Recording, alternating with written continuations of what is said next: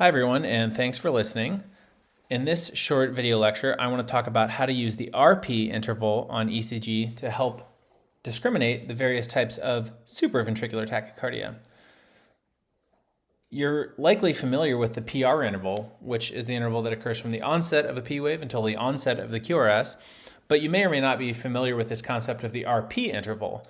It's actually just what it sounds like. It's the onset of the QRS until the onset of the next P wave. And you may not have considered this interval in the past, but it turns out to be actually really useful for telling apart various forms of supraventricular tachycardia, or SVT. Now, what are some examples of supraventricular tachycardia? Well, although we don't normally think of it as such, sinus tachycardia is actually a form of SVT. In fact, any tachycardia that occurs above the ventricles is an SVT. So that includes things like atrial fibrillation, atrial flutter, multifocal atrial tachycardia, junctional tachycardia, along with focal atrial tachycardia, and atrioventricular nodal reentrant tachycardia. This is also called AVNRT. AVNRT actually comes in two flavors. So there's typical AVNRT, and in this arrangement, the path of the tachycardia is that the antegrade limb, the forward direction, is down the slow pathway of the AV node. And that's how the circuit gets from the atrium to the ventricles. The retrograde limb of the circuit, from ventricles back into atria, is actually up the fast pathway of the AV node. There's also atypical AVNRT, which most commonly refers to AVNRT that's down the fast pathway and up the slow pathway, in contrast to the typical arrangement I just described. But you may also hear people describe slow AVNRT, where you're going down a slow pathway and up a different slow pathway. So anything that's not typical AVNRT is, by definition, atypical AVNRT. And lastly, we have atrioventricular reentrant tachycardia. This is the characteristic arrhythmia experienced by patients with Wolff-Parkinson-White who have an accessory pathway. And like AVNRT, it actually also comes in two different flavors. The more common flavor, probably 90% of cases of AVRT, are orthodromic reciprocating tachycardia. And in this arrangement, the antegrade limb from atrium to ventricles is via the AV node. That's the antegrade limb of the circuit. And then the way that that tachycardia returns to the atrium is via the accessory pathway. And that's called orthodromic reciprocating tachycardia. The other way that this can be arranged, where you flip the circuit and run it the other way, is when the antegrade limb from atrium to ventricles is down the accessory pathway, and then the retrograde limb, the path back to the atria, is up through the AV node. I always remember that for both AVNRT and AVRT, the most typical arrangement, typical AVNRT or orthodromic reciprocating tachycardia. In both of those cases, the antegrade limb of the circuit is the slow limb. So in AVNRT, that's the slow pathway. And in AVRT, in orthodromic reciprocating tachycardia, that's actually the AV node. Because remember, the AV node slows conduction by design. So as compared to accessory pathway, the AV node is actually quite slow. So that's the more common arrangement for both those tachycardias. Now, we're not going to talk about all of these tachycardias today because the purpose is just de-differentiation on ECG, telling how to tell one from the other. Many of these may have characteristic features on ECG that make it so that it's not really hard to tell them apart. Sinus tachycardia is usually, but not always, pretty easy to spot. You have your normal morphology of your sinus P waves, and typically history is really helpful here. This is going to be someone that's in distress. They may be in shock or septic or have a high fever, but something's going to hopefully tell you that there's a good reason for them to be in sinus tachycardia, although I will admit it can get tricky in young patients that have really high sinus tachycardia rates. Atrial fibrillation, that's typically recognizable by its characteristic irregularity. Atrial flutter is usually recognizable because there may be more atrial activations than ventricular activations, which we don't see as often in these other rhythms. And then multifocal atrial tachycardia also will tend to be very irregular with different morphology P waves. So what does that leave for us? Well, we have junctional tachycardia, focal atrial tachycardia, AVNRT, and orthodromic reciprocating tachycardia. The tachycardias I highlighted are all going to be the regular, narrow complex tachycardias. I didn't mention it, but antidromic reciprocating tachycardia I didn't really include in this group either, because in ART, the patients are conducting antegrade down the accessory pathway, and so that's actually a wide complex tachycardia. So just like the others I mentioned, that's not usually confusing to tell apart from these others on ECG. You may confuse it for VT, but you're not going to confuse it for another SVT. So in order to learn how to tell these apart on ECG, I think it's really helpful to look at some illustrations and remind ourselves what the actual circuit is for understanding the RP interval. So we'll start with prototypical AV/NRT. And again, in this patient, the antegrade limb is down the slow pathway of the AV node. In this illustration, I did the slow pathway as kind of a frozen, frigid blue arrow. Once the circuit gets down into the ventricles, it's going to send a wavefront into the V, and you'll get that big R wave. But at the same time, it's already started returning back up the fast pathway to the AV node. I drew that in a more warmer orange color. So just after you get this R wave, almost immediately, you're going to get a P wave as well, the retrograde P. So that RP interval is going to be really short. Again, the circuit starts going down the slow pathway, and I'll kind of play this back and forth a few times, and you can see that the slow pathway is by far the slowest part of the circuit, so that once you get that R wave, it's a very, very short amount of time until you get the next P wave. All the tachycardia circuit had to do was just go right up that short little distance through the fast pathway of the AV node. For that reason, typical AV/NRT is the shortest RP tachycardia that we most commonly talk about.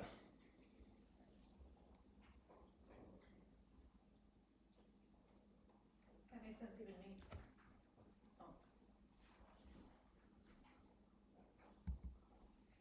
Moving on, let's talk about atypical atrioventricular nodal reentrant tachycardia. So in atypical AV/NRT, you're going to go down the fast pathway and give off your R wave. After you give off your R wave, or really at the same time, the circuit is starting to return to the atrium, but now it's via that really, really slow pathway of the AV node. So it takes quite a long time until we see our next P wave. Meanwhile, you've already started returning to the ventricle via the fast pathway, and so in atypical AV/NRT, since the retrograde limb there that you're seeing is the really slow part, the RP interval is actually really long. This is a marked difference from typical AV/NRT. You can see you get that R wave, and then we have to wait a long time for the wavefront to go back up that slow pathway until we get our next P wave.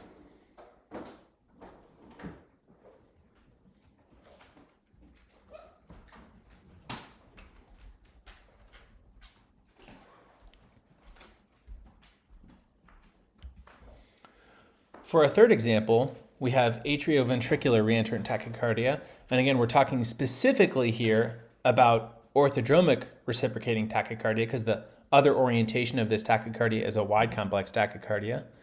And in this tachycardia, the antegrade limb is down the AV node, down the His-Purkinje system, and that gives you your R wave.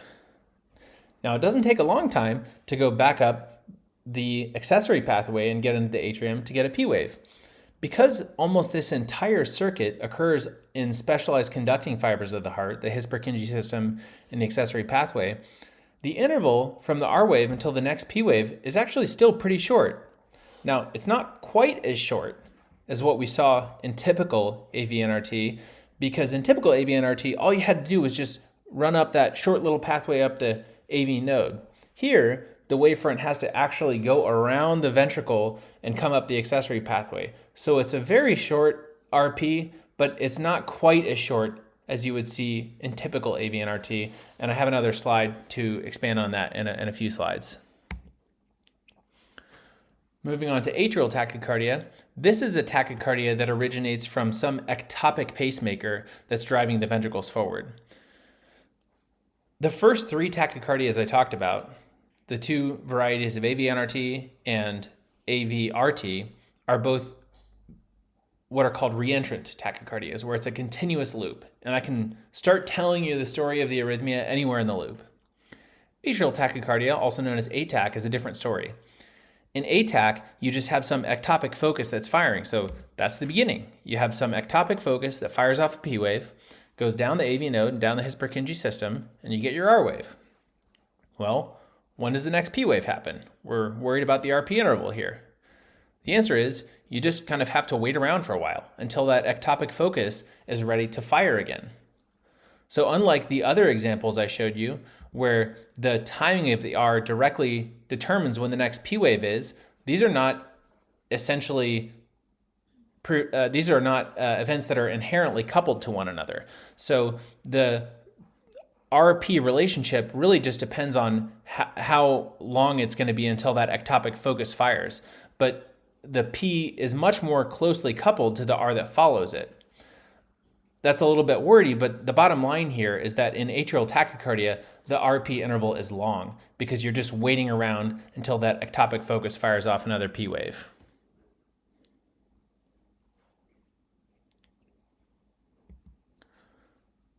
Finally, we have junctional tachycardia. I don't want to spend so much time on this because this is actually a pretty rare tachycardia. This is not one that comes up clinically very often, but I did want to mention it just for completeness. In junctional tachycardia, what happens is you have some focus within the AV node that's firing off due to enhanced, it's called automaticity. And that's just when an area of ectopy fires on its own due to inherent pacemaking function. In this case, it's going to fire off both an R wave and a P wave at the exact same time. So like typical AVNRT, this is actually going to be a really short RP interval. Because it's such a rare tachycardia, it's usually going to be low on your differential just because of absolute infrequency. But it would count as another form of a very short RP tachycardia. Altogether now, we've talked about these 5 narrow complex, regular tachycardias. And I want to think about them from shortest to longest RP interval. Now, in my opinion, the real most instructive way to define a short RP tachycardia is one that's less than 90 milliseconds. Why do I pick that? Well, there's actually evidence that based on surface ECG, if the RP interval is 90 milliseconds or less, that has really strong positive predictive value for typical AVNRT. Just like I told you, junctional tachycardia can also have a very short RP, but that's a rare tachycardia to begin with. So if you see a very short RP interval, less than 90 milliseconds, your first thought should automatically be AVNRT. On the other end of the spectrum, we have the long RP tachycardias. These are patients where the P wave is actually closer to the next R wave than it is to the one that it follows. And we talked about some examples of this, like atrial tachycardia. Now, you may not hear this term in other sources, but I also personally like the term mid-RP tachycardia. And for me, that's anything that's in between these two. I told you that there's specific evidence supporting this very short RP tachycardia, and it also makes sense to think about cases where the P wave is very close to the next R wave, but there are other cases in between where technically the P wave is still it's still considered a short RP tachycardia by what most sources would say, which is that it's closer to the preceding R wave than to the R wave that follows it, but it's not that critical 90 millisecond interval. And so for that term, for those types of tachycardias, I really like the term mid-RP tachycardia. Now let's recap what this means for our tachycardias. For typical AVNRT, the circuit just has to go back up the fast pathway. This is your classic, very short RP tachycardia. This is going to be less than 90 milliseconds. For atypical AVNRT, remember the separation between the R wave and the next P wave is very long because the return path to the atrium is up the slow pathway of the AV node. So this is a long RP tachycardia. For AVRT, the return pathway to the atrium is pretty quick because it's over specialized conducting system fibers, the His-Purkinje system and the accessory pathway. But because it's longer than just going up the AV node, as in typical AVNRT, it's not going to beat that critical 90 millisecond threshold. This is something that I personally would call a mid-RP tachycardia. And again, you may not hear that term in other resources, but I find it to be a clinically useful distinction. Atrial tachycardia, we talked about this as another example of a long RP tachycardia. After each R wave, you just have to wait around until that next P wave is ready to finally fire off. And finally, junctional tachycardia. This also belongs in the camp of typically very short RP tachycardias, but remember, it's rare. You're not going to see it very often. Here's an example of what a very short RP tachycardia looks like on ECG. You can't even make out an entire P wave. You just see a little notch there at the end of the QRS. Part of the P wave is actually superimposed on the end of the QRS, and that's why it's hard to even really identify as a P wave. It's just a little notch at the end of the QRS, and I have another slide explaining how you might spot this. Here's an example of a mid-RP tachycardia. You can see a clearly defined retrograde P wave, but there's also separation from the preceding QRS complex where they're not superimposed like in the first example. And then finally, here's an example of a long RP tachycardia. You can see that P wave is actually closer to the next QRS than it is to the one that it followed. Now, it's worth mentioning that these rules are not 100% perfect.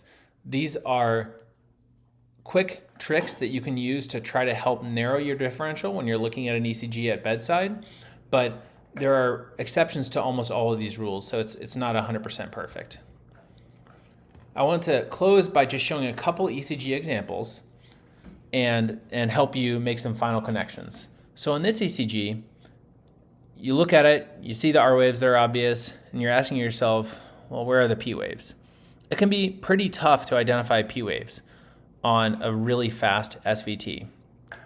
Now we notice if we look in lead V1, there is this little notch at the end of the QRS.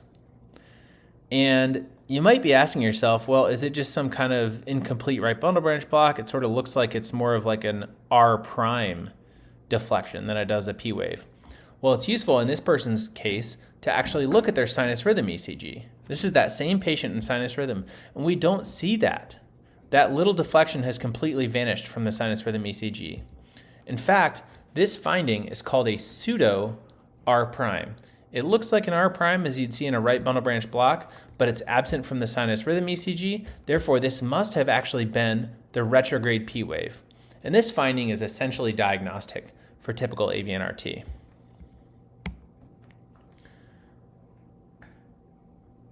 If you look at this tracing for a few seconds, and especially if you ignore the beginning where it is a little bit more irregular at the onset, you can see that each R wave is much closer to the QRS that follows it than it is to the one before.